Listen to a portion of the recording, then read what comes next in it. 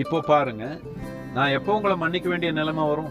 முதல்ல ஏதோ ஒரு விஷயத்துக்காக நான் உங்களை குற்றவாளியா பார்க்குறேன், அதுக்கப்புறம் உங்களை மன்னிக்க முயற்சி பண்றேன். எதுக்கு இந்த பிரச்சனை? நான் உங்களை குற்றவாளியா பார்க்கல, நீங்க எப்படி இருக்கீங்களோ அப்படியே உங்களை ஏத்துக்கிறேன். அப்போ மன்னிப்புங்கிற கேள்வி எங்க இருக்கு? இது சும்மா வாழ்க்கை சிக்கலாக்கிக்கிறது.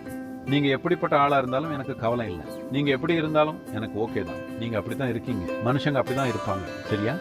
மக்கள் இந்த மாதிரி விஷயத்துக்குள்ள போறாங்கன்னா மற்றவங்க மேல அவங்களுக்கு சாத்தியமில்லாத எதிர்பார்ப்புகள் இருக்கு.